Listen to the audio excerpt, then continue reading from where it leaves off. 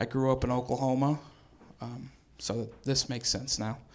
I grew up in a place where we use ranch dressing as lubricant. That's where I grew up. Don't you dare, I heard groans, don't you knock it until you try it. It gets the job done and your skin's silky smooth. It's amazing.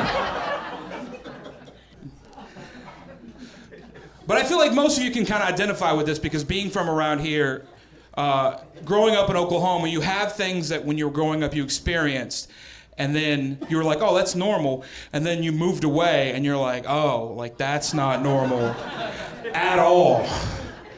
Like I remember, this is no joke, I remember when I was 6 years old, I went to a birthday party, and the mom in charge of the party hired the entertainment. Now, normally when you go to a 6-year-old birthday party, entertainment's pretty standard. A clown, maybe a magician if your family's got money, right? It's pretty standard.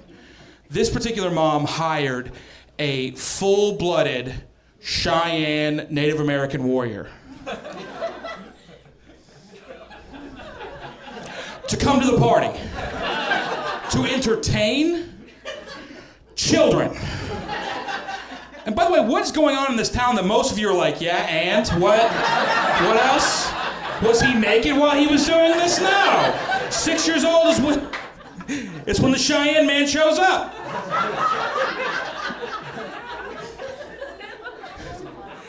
I don't know if you know what it's like, but they don't like show up in street clothes with like a bag of their shit, and they're like, hey, do you have like a bathroom I could put all this emotionally scarring material on in?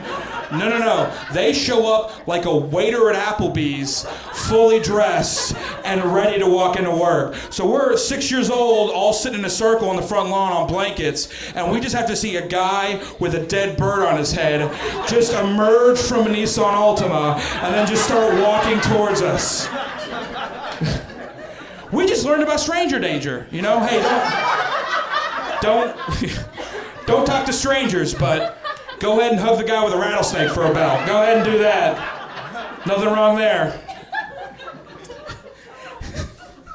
He walks up to us and no introduction, just starts telling us the history of the Cheyenne tribe.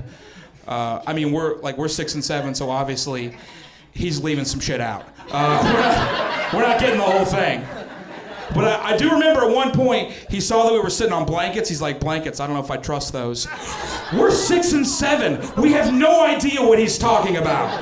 But that's a nice little dark smallpox joke for later in life.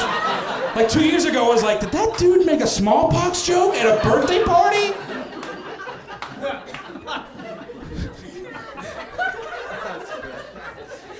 He gets done with his, I guess, presentation, and his closer is he's gonna teach each kid their own Cheyenne dance, okay? So he'll pull a kid up, teach him a dance, and then sit him down, and he goes down the line, you know, to get into everybody, all right? So he goes down the whole line, and he gets to me, and I'm last. And by the way, like, I'm not killing it at this point in my life, right? Like, I'm still like this big, but I'm like this tall. Do you understand? Like, it's not... I look like the last ham in the freezer at Walmart before Christmas. On Christmas Eve, you're like, listen, it's got a scar on it and it's got frostbite, but what are we gonna do, not have ham?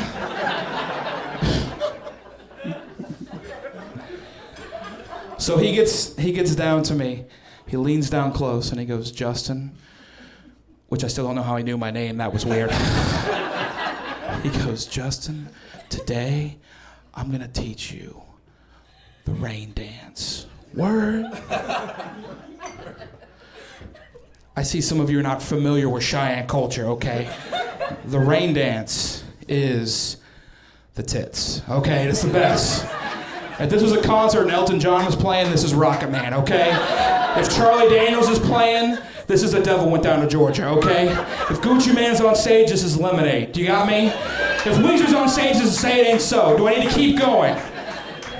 This is the best thing that could ever happen to me. So he teaches me this dance, right? And as we're doing this dance, it starts fucking raining. Oh, I'm sorry. What miracle have the rest of you fuckers done? I'm 6 years old and I'm doing this. You know what it's like to be 6 years old and have no confidence and all of a sudden all of the confidence? It's really unsettling. I'm sitting there wondering like how I'm gonna make friends at this party, and now I'm picking out people in my class that have wronged me, and I'm gonna settle the score Vito Corleone style. Do you understand? Like I'm sitting there picking people out. I was like, oh yeah, Carol, do you remember last year at your pool party? You made me wear a shirt in the pool. I was already wearing a shirt. Who has to wear 2 shirts in the pool party, Carol? Nobody. Guess what? Your party this year? Bitch, it's canceled, okay? It's done. I'm thinking I'm never gonna see these fools again. I'm thinking in an hour a bald guy in a wheelchair is gonna show up and whisk me away to a special school where I have to fight evil. Do you understand? Thank you, nerds.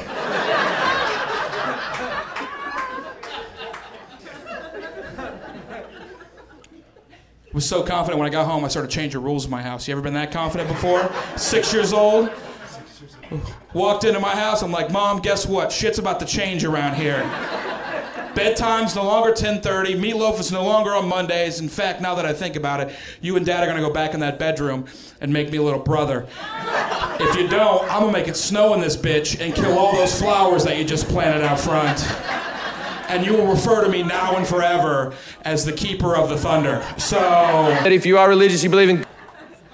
That's how you address me.